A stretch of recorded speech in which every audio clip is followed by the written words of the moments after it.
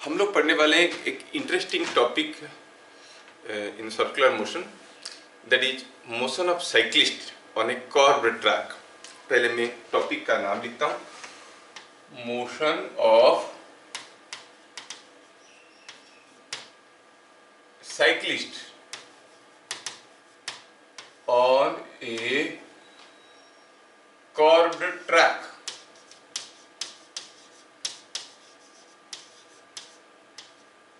Yes, on A motion of cyclist on A curved track. ये है topic, बड़ा important है क्योंकि इसके रिलेटेड एक दो छोटे छोटे फॉर्मूले हैं और कोई क्वेश्चन आएगा तो उस फॉर्मूले के ऊपर क्वेश्चन नहीं आता है, सीधा फॉर्मूला का डेरिवेशन ही आता है। तो जब कोई साइक्लिस्ट किसी एक ट्रैक में टर्निंग ले रहा है, कर्व्ड ट्रैक में टर्निंग ले रहा है, it takes a turn somewhere, ठीक है। जैसे मान लो कि ये कोई रास्ता है और कोई साइक्लिस्ट इस रास्ते में जा रहा है, तो ही is taking a turn. So when he is taking a turn, he is also moving in a circular path, है ना। अच्छा,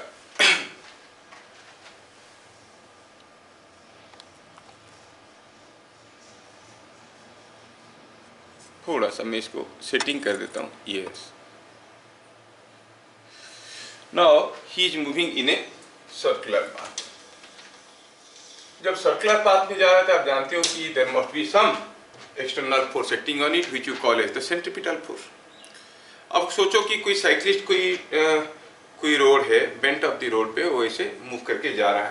what are the different forces acting on it? क्या क्या फोर्सेस आ रहा है? एक तो हुआ उसका वेट जो कि डाउनवर्ड है, दूसरा हुआ नॉर्मल रिएक्शन, तीसरा हुआ जा रहा है तो फ्रिक्शनल फोर्स भी तो होगा। तो सेंट्रीपिटल फोर्स कौन है इसमें से? सेंट्रीपिटल फोर्स वही है जो परपेंडिकुलर टू द वेलोसिटी होगा, डायरेक्टेड टुवर्ड्स सेंटर होगा। यहाँ पर जो वेट है, जब वो जा रहा है टर्निंग ऐसे ले रहा है, जो वेट है वो नीचे की तरफ है, वेलोसिटी को परपेंडिकुलर है क्योंकि साइक्लिस्ट ऐसे जा रहा है, वेट नीचे की तरफ है, it is perpendicular to the velocity. But is it directed towards the centre? वो सर्किल के सेंटर की तरफ है क्या? नहीं है, तो weight can not be the centripetal force. Normal reaction, हाँ ये भी वेलोसिटी को परपेंडिकुलर है, ऊपर की तरफ साइक्लिस्ट ऐसे जा रहा है, लेकिन ये डायरेक्टेड टुवर्ड्स सेंटर नहीं है, ये ऐसे टर्निंग ले रहा है। मैं अगर ऐसे टर्निंग ले रहा हूँ तो नॉर्मल रिएक्शन तो ऊपर की तरफ है, सेंटर की तरफ तो नहीं है, वो भी नहीं हो सकता। तो बचा कौन? Frictional force. मतलब frictional force behave as the centripetal force, ठीक है। तो पहला चीज हमें समझ में आना चाहिए, while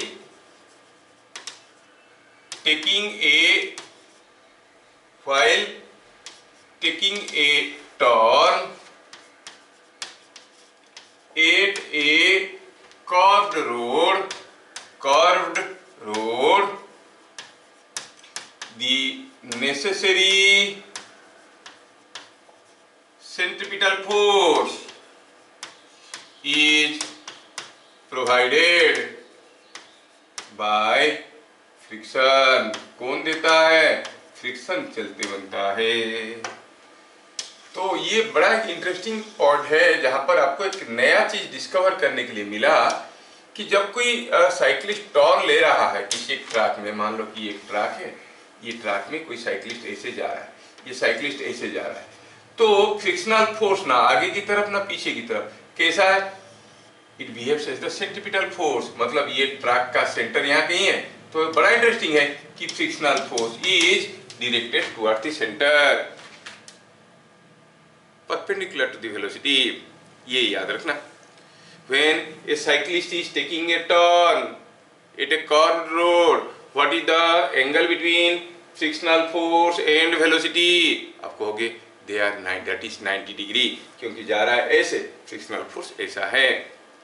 तो पूछने वाले पूछ सकते हैं, तो हमें जो लगता है कि फ्रिक्शनल फोर्स हरदम आगे की तरफ होता है या पीछे की तरफ होता है, ऐसा नहीं है। It may be in any direction depending upon the tendency of sliding of the body. Anyway, तो यहाँ पर नेसेसरी सेंट्रीपिटल फोर्स कौन दे रहा है? Frictional force. Point number 2, if m is mass of cyclist, v is speed and r is radius of circuit or radius of path, then जो frictional force है क्या कहेंगे, हम कहेंगे फ्रिक्शनल फोर्स इज, कितना है फ्रिक्शनल फोर्स, बोले यही तो सेंट्रीपिटल फोर्स है, mv² by r, it is mv² by r। तो आप कहोगे when the cyclist is taking a turn, what is the frictional force on it, mv² by r। समझ में आया? हम जानते हैं कि फ्रिक्शनल फोर्स म्यू mg होता है और म्यू r होता है only when the body is about to slide, लेकिन ये तो स्लाइड नहीं कर रहा है, he is taking a turn, when he is taking a turn the frictional force is mv² by r। Understood? आगे पॉइंट नंबर 3, इफ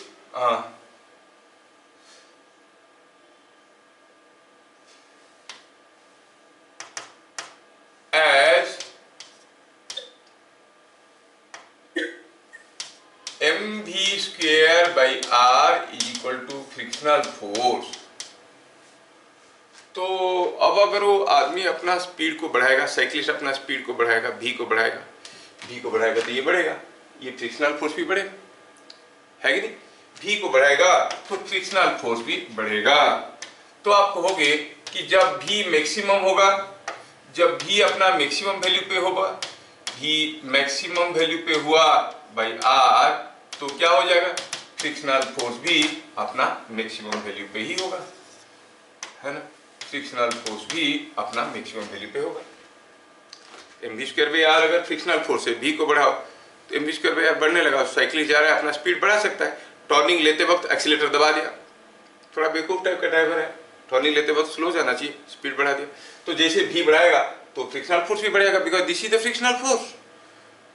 और अगर वो v को मैक्सिमम कर देगा तो फ्रिक्शनल फोर्स भी मैक्सिमम ही हो जाएगा।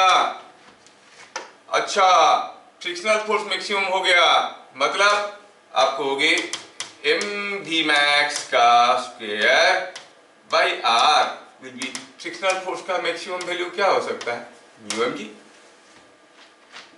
इसका वेट अगर mg है, नॉर्मल रिएक्शन भी mg होगा, फ्रिक्शनल फोर्स का maximum value mu into normal reaction होता है जो कि म्यू mg होगा।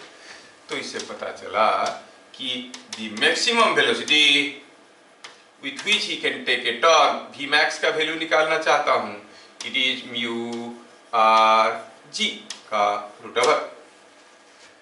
तो ये क्या हो गया, the maximum velocity with which you can take a turn, किसी के रास्ते में आप टर्निंग ले रहे हो, बहुत धीरे धीरे जाओगे, आराम से तो ठीक कोई बात नहीं है, लेकिन स्पीड बढ़ा के जाओगे तो कितना ज्यादा स्पीड में टर्न ले सकते हो, उससे ज्यादा स्पीड में टर्न लेने की कोशिश करोगे, you can not take the turn, इधर योर व्हीकल विल स्लिप।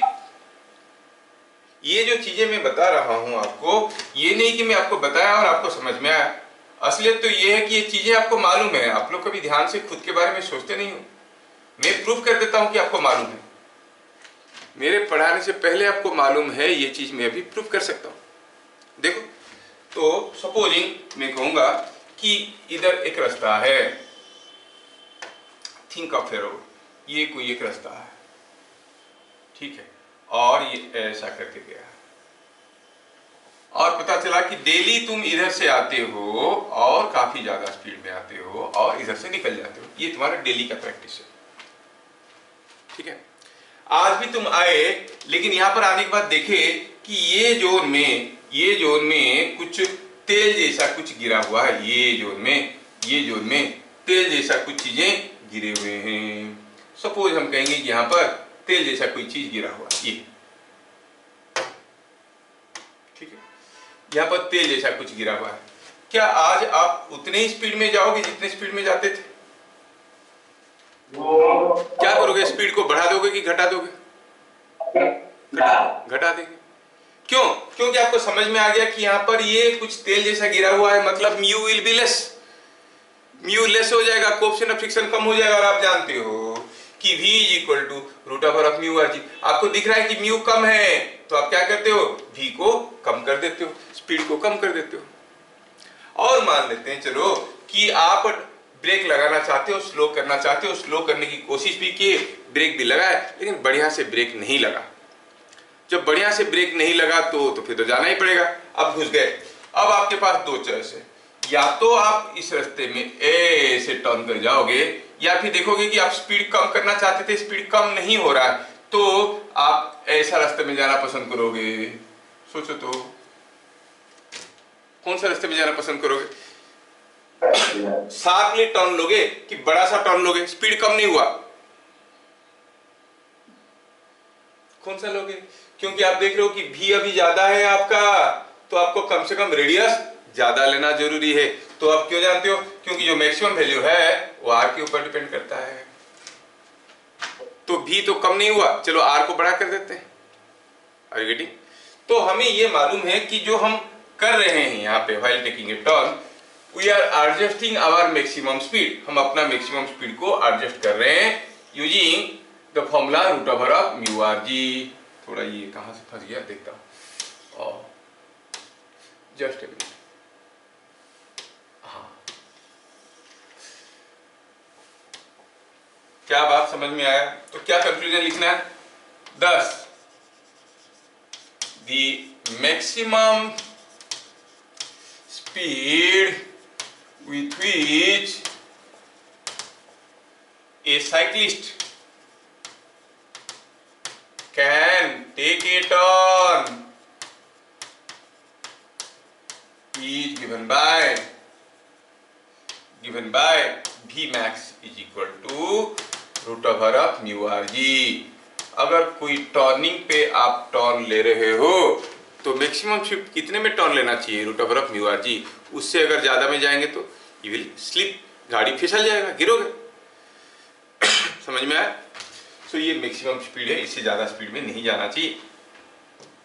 खैर, हम मैक्सिमम स्पीड देख लिए, लेकिन देखो यहाँ पर मैक्सिमम स्पीड पता चल गया और हम मैक्सिमम स्पीड से कम स्पीड में जा रहे हैं, तब भी एक मुश्किल है।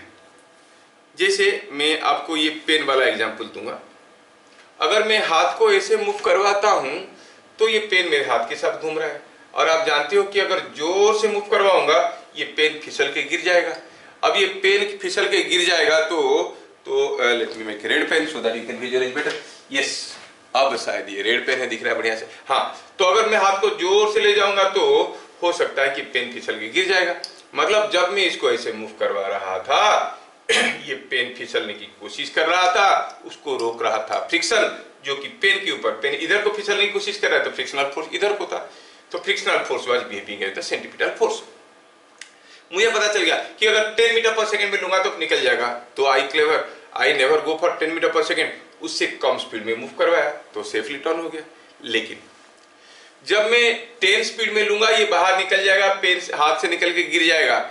लेकिन मैं क्या करता हूं, अपना स्पीड को 10 से नीचे रखता हूं। लेकिन तब भी जब मेरा स्पीड 10 से नीचे है तो आप देखोगे सेंट्रीफ्यूगल फोर्स तो सेंटर ऑफ मास में आता है, और सेंटर ऑफ मास में सेंट्रीफ्यूगल फोर्स आता है, ये पेन ऐसे घूम रहा है तो ये हो गया मेरा सेंटर ऑफ द सर्किल, और इसके ऊपर जो सेंट्रीफ्यूगल फोर्स आएगा वो इस डायरेक्शन में आएगा, जो कि सूडो फोर्स है, इनर्शिया फोर्स है, जो कि सेंटर ऑफ मास में आता है, तो सेंट्रीफ्यूगल फोर्स इस डायरेक्शन में आएगा। तो सो होगा क्या, ये जो फोर्स यहाँ पे आएगा, सोचो ये पेन को मैं जब ऐसे चला रहा हूं, कोई फोर्स यहां से ढकेल रहा है तो क्या होगा, ऐसे टेढ़ा हो जाएगा, तो गिर जाने की डर है। तो नहीं गिरने के लिए क्या करना चाहिए? जैसे आप देखे होगे बड़े बड़े ट्रक्स वगैरह, बड़ा बड़ा ट्रक में अगर बहुत हाइट तक चीजें भरे हुए, जब टर्निंग लेते थे गुड़ुम करके गिर जाता है। क्यों? क्योंकि सेंट्रीफ्यूगल फोर्स इज एक्टिंग। आप देखे होगे इसे मूवी वगैरह में या फिर कहीं वीडियो वगैरह में देखे होगे, बड़ा बड़ा ट्रक जब टर्निंग लेते हैं, थोड़ा सा स्पीड में टर्न लिया, गुड़ुम करके क्या हुआ, फिसल नहीं गया, क्योंकि उसका स्पीड मैक्सिमम स्पीड से कम था, लेकिन पलट गया। क्या ऐसा चीजें कभी आपके सामने आया है पलट जाने वाली? तो ये एक्सपीरियंस तो है। अब मेरे को पता चल गया कि मैं हाथ को अगर मूव करवाता हूं तो ये पेन को सेंट्रीफ्यूगल फोर्स बाहर की तरफ खींचेगा और ये गिर जाएगा। अगर गिरने से बचना है, पलटने से बचना है, एक तो हुआ फिसल जाएगा, दूसरा हुआ पलट जाएगा या गिर जाएगा। क्योंकि मेरा स्पीड इससे कम है तो ये फिसलेगा तो नहीं। अब पलटने से बचाने के लिए मैं अगर इसको पहले से थोड़ा अंदर की तरफ टेढ़ा कर दूंगा, तो जैसे मैं अंदर की तरफ टेढ़ा कर दूंगा तो मैं अगर हाथ को ऐसे किया तो वेट ये पेन का जो वेट है वो इसको नीचे गिराने की कोशिश कर रहा है, और जो सेंट्रीफ्यूगल फोर्स है वो ऐसे गिराने की कोशिश कर रहा है, एक दूसरे को अपोज करेंगे और कैंसिल कर जाएंगे। ठीक है ना? तो क्या लिखना है, even when cyclist moves with safe speed, अगर वो सेफ स्पीड में जा रहा है मतलब v is less than v max, the centrifugal force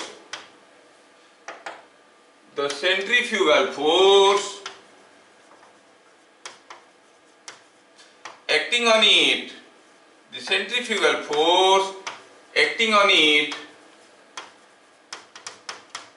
tries to tuple it. वो टपल करना मतलब पलट देने की कोशिश करे, टपल इट। किधर को टपल करने की कोशिश करेगा, अंदर की तरफ कि बाहर की तरफ? सोचो, ये पेन को अगर ऐसे पकड़े मैं ऐसे घुमा देता हूं, ये गिर जाएगा, कैसे, अंदर की तरफ कि बाहर की तरफ? सोचो, सेंट्रीफ्यूगल फोर्स कहां पे आ रहा है, यहां पे आ रहा है, खींच रहा है किधर को, इधर को खींच रहा है, तो इधर को खींचोगे तो बाहर की तरफ गिर जाएगा। Tries to topple it outward.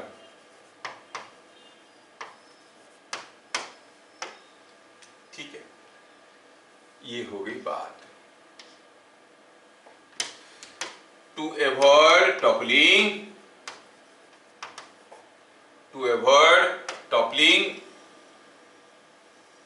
ये जो पलट जाने वाली चीज से बचने के लिए, to avoid toppling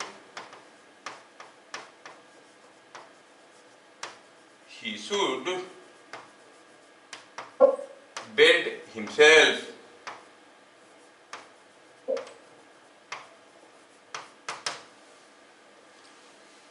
by certain angle to vertical,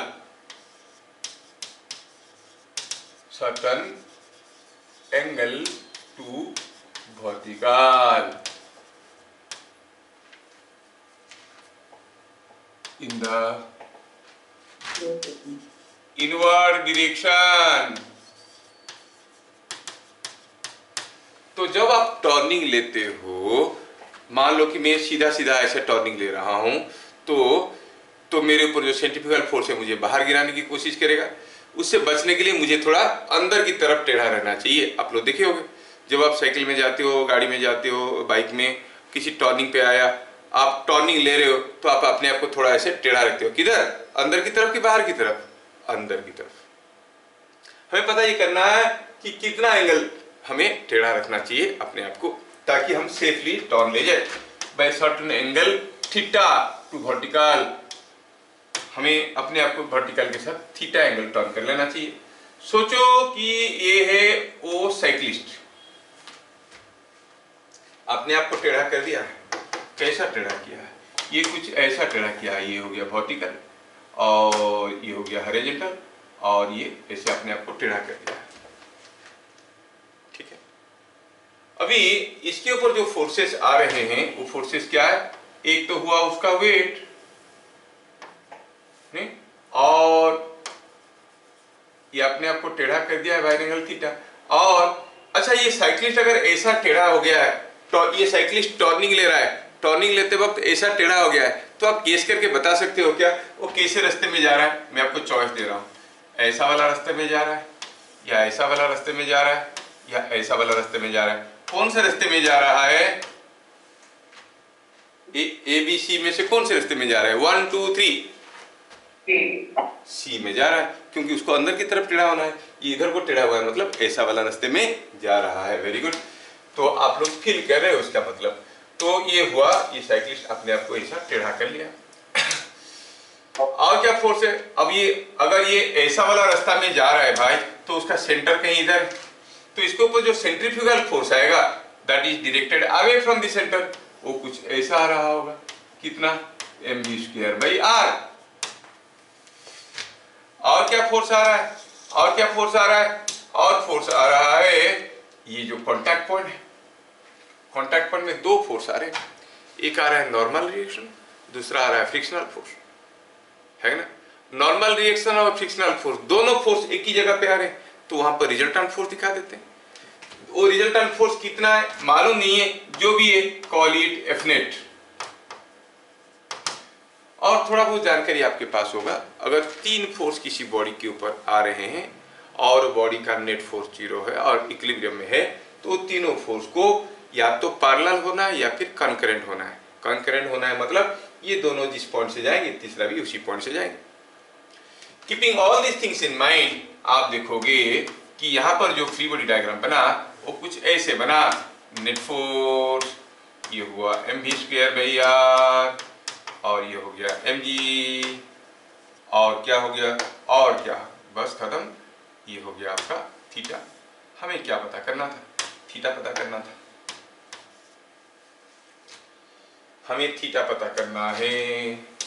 अब थीटा पता करने के लिए पहले हमें फ्री बॉडी डायग्राम में जाना पड़ेगा, और जैसे जैसे हम फ्री बॉडी डायग्राम से गए तो पता चला ये आ गया डायग्राम हमारे सामने। इससे हमें थीटा को पता करने की कोशिश करना है। Let us try to find out the value of theta. तो आप क्या कहोगे, अगर ये y एक्सिस है, ये x एक्सिस है, तो इधर को फोर्स है, थोड़ा फोर्सेस को थोड़ा मैं दमदार बना देता हूँ। ये हुआ एक फोर्स mv²/r, ये हुआ नेट फोर्स जो हमें मालूम नहीं, जरूरत भी नहीं, ये हुआ वेट जो कि ऐसा है। आप कहोगे sigma fx is equal to 0, मतलब इधर का फोर्स इज इक्वल टू इधर का फोर्स। इधर को क्या फोर्स है, इधर को क्या फोर्स है, एफ नेट का ये वाला कंपोनेंट, एफ नेट का ये वाला कंपोनेंट होता है एफ नेट कॉस थीटा, तो एफ नेट का ये वाला कंपोनेंट कितना हो जाएगा, एफ नेट साइन थीटा। कितना है, इधर को क्या है mv²/r, sigma fy is equal to 0। ऊपर का फोर्स नीचे का फोर्स बराबर है, ऊपर को क्या फोर्स है, F net cos theta, F net cos theta, और नीचे की तरफ क्या फोर्स है, mg। अब दिए दोनों इक्वेशन को डिवाइड कर देंगे, हमें एफ नेट क्या मिलेगा, कैंसल मिलेगा, मिलेगा tan theta is equal to mv²/r/mg, it is v²/rg। बीच में एक स्टेप में खा गया, आप लोगों को समझ में आया। डिवाइड करो 30/30, sine theta by cos theta हो गया tan theta, F net cancel हो गया, mv²/r/mg, mm कैंसिल हो गया, v²/rg। तो उसको कितना टेढ़ा होना चाहिए, कितना टेढ़ा होना चाहिए वर्टिकल के साथ, tan इनवर्स ऑफ v²/rg। ठीक है, मतलब जितनी ज्यादा स्पीड में जाएगा उतनी ज्यादा टेढ़ा होना पड़ेगा। अगर आप धीरे धीरे टर्न ले रहे हो, you are going with quite slow speed, तो इन दैट केस तो आपको तो ऑलमोस्ट टेढ़ा नहीं होना है। लेकिन जितने ज्यादा स्पीड में जाओगे उतने ज्यादा आपको टेढ़ा होना पड़ेगा। और रेसिंग वगैरह में तुम देखे होगे, बहुत स्पीड में टर्निंग लेते हैं, स्विंग करके जाते हैं, इतना टेढ़ा हो जाते हैं कि उनका घुटना जो है जमीन के साथ घिसते रहता है कि नहीं। देखो turn themselves by large angle. समझ में आया। तो ये डिराइवेशन स्कूल वाले पूछते नहीं है, नॉलेज थोड़ा सा आपके पास होना चाहिए कि ऐसा होता है। ठीक है, तो जब भी हम किसी एक, अब ये आज की क्लासेस में डिस्कशन में जो पढ़ा है उसमें से इंपॉर्टेंट चीज क्या था, वी मैक्स, कितना मैक्सिमम वेलोसिटी में कोई चीज जा सकता है, √μ/g। इससे ज्यादा स्पीड में जाएगा तो फिसल जाएगा, ठीक है ना। और साइक्लिस्ट को टर्निंग लेते वक्त क्या करना चाहिए, अपने आप को टेढ़ा कर लेना चाहिए, बाहर की तरफ के अंदर की तरफ, अंदर की तरफ। कितना angle, bye angle theta. Theta कितना है, tan इनवर्स ऑफ v²/rg। जितना ज्यादा स्पीड में जाएगा उतना ज्यादा टेढ़ा करेगा। ठीक है, वो लड़कों के पास काफी कुछ फ्लेक्सिबिलिटी रहता है, तो जिम वगैरह करते रहते हैं, वो फटाफट अपने आप को टेढ़ा कर देते हैं। लड़कियों के पास बहुत ज्यादा फ्लेक्सिबिलिटी रहता नहीं है, वो अपने आप को टेढ़ा नहीं कर पाते। अब करते भी तो है, थोड़ा सा टेढ़ा करते हैं। तो तकलीफ क्या होता है, जब किसी एक टर्निंग में, सपोज ये है कोई एक लड़की जो जा रही है, आप जा रहे हो, आप अच्छा लड़का हो, आप भी जा रहे हो, you are going like this. उसको जैसे टर्निंग आएगा उसको मालूम है कि उसको टेढ़ा होना है, क्या angle, tan theta is v²/rg। अब वो क्या करेगा, थीटा जो टेढ़ा होना चाहिए टेढ़ा नहीं हो पाएगा, मतलब उसको थीटा कम चाहिए, थोड़ा सा टेढ़ा होगा, ज़्यादा टेढ़ा नहीं होगा। कभी देखिए हो किसी लड़की को ऐसे करके टॉर्न लेते हो, थोड़ा हीरो टाइप का होगा तो बात अलग है, नहीं तो वो लेते नहीं, थोड़ा सा ऐसे मुड़ के निकल जाएंगे, है ना। तो थीटा उनके लिए छोटा है, तो थीटा को छोटा रखने के लिए वो आर को बड़ा करते हैं। तो अगर आप देखोगे ये ऐसे आ रहा है, आ रही है, और ये ऐसे आ रहा है, लेकिन जैसे टर्निंग आएगा ना, ये लड़की ऐसे टर्न लेगी, समझ में आ रहा है। और ये लड़का बेचारा खाली पीली जाके उसको ठोकेगा और सबसे मार खाएगा, लड़की घुमा, समझ रहे हो। ये टर्निंग भी नहीं ले पाते, ऐसे जाते हैं। और ये लोग तो पूरा अपने आप को बेंड करना जानते हैं, वो शार्पली टर्न लेना जानते हैं।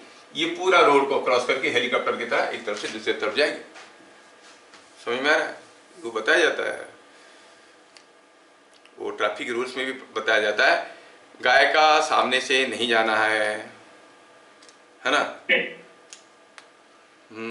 और कुत्तों का पीछे से नहीं जाना है।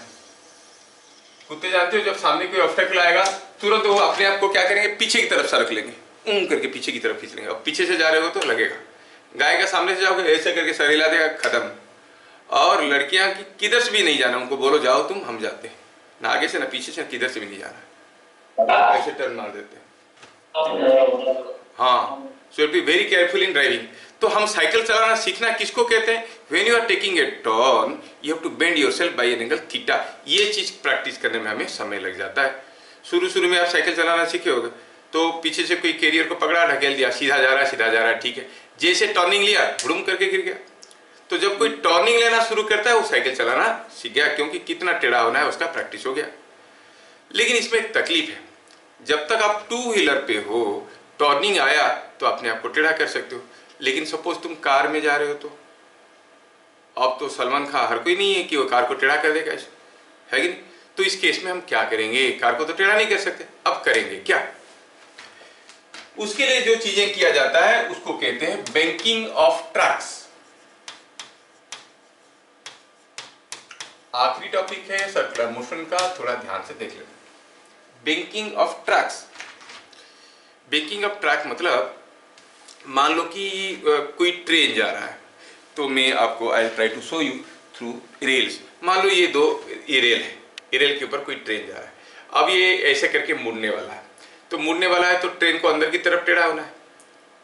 अंदर की तरफ टेढ़ा होना है तो ड्राइवर तो ट्रेन को पकड़ के टेढ़ा नहीं कर सकता। वो करते क्या है, जब ऐसे मुड़ने की समय आता है, ये जो बाहर वाला रेल है उसको थोड़ा ऊंचा रखते हैं, तो ट्रेन इसके ऊपर खड़ा रहेगा तो ऑटोमेटिकली टेढ़ा रहेगा। अरे गेटिंग, क्या बात समझ में आ रहा है। इस चीज को कहते हैं banking of tracks. Banking of track का मतलब हुआ आउटर रेल को थोड़ा सा उठा के रखना है। आउटर रेल को थोड़ा सा उठा के रखेंगे तो ये ट्रेन को नेसेसरी इंक्लिनेशन देगा। तो what is banking of tracks? When a train takes a turn on a curved track, the necessary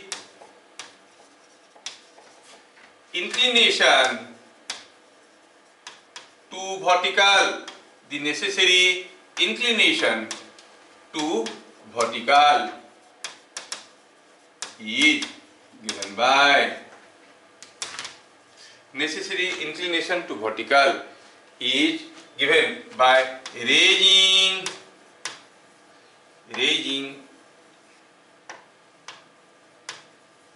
the outer rail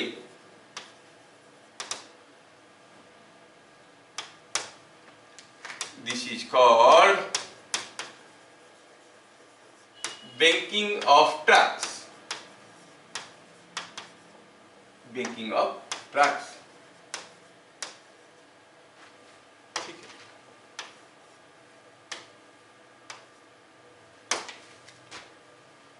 है। H द बैंकिंग हाइट, मतलब कितना उठाना है, is given by v square by rg into D.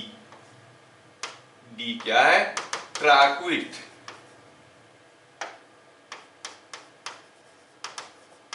जो railway track जा रहा है उसका विड्थ क्या है दोनों ट्रैक के बीच में, प्रूव कर सकते हैं। अननेसेसरी चीजें क्यों आपको करें, फिशकर भी आरजी तो वही था, ये v square by d, v square d by r g. R क्या है? Radius of the track, g acceleration due to gravity, v speed. तो एक रेल को दूसरे रेल से कुछ हाइट उठाना है, उसको कहते हैं बैंकिंग हाइट। बैंकिंग हाइट कितना है? v square d by r जी। क्या बात समझ में आया? क्या कभी आप लोग ये चीज भी नोटिस किए हो? अगर नहीं किए हो तो आज जाके देखना। आपकी जहां पर रास्ते अच्छे हैं, कचरा मचरा रास्ता अलग है, अगर अच्छा रास्ता बना है और टर्निंग है तो देखोगे रास्ता का एक तरफ को डाउन किया गया है, मतलब जैसे जिधर को टर्न ले रहे हो उधर को डाउन किया गया है ताकि आपकी गाड़ी उसके ऊपर जाते वक्त थोड़ा टेढ़ा रहे। जाके नोटिस करना, हर एक रास्ता को ऐसे ही बनाया गया है। तो एक तरफ रास्ता का एक साइड, दूसरे साइड से थोड़ा हाइट में रास्ता को, मान लो आप ऐसे टर्निंग ले रहे हो तो आपको रास्ता थोड़ा कुछ ऐसा टेढ़ा मिलेगा, ऐसा टेढ़ा मिलेगा, ये रास्ता ऐसे जा रहा हो, देख लेना। तो यहाँ पर सर्कुलर मोशन की necessary theories and topics as required by you is finished. वैसे कोई भी चैप्टर का अंत नहीं होता क्योंकि इतने सारे चीज़ें कंसेप्ट है पढ़ाने के लिए। कोई एक चैप्टर को पढ़ाओ तो पूरा बहुत कुछ चीज़ें सामने आ जाता है। As required by you only, तो इसको मैं यहाँ पे ख़त्म करता हूँ। ठीक है, सर्कुलर मोशन यहाँ पे ख़त्म हुआ।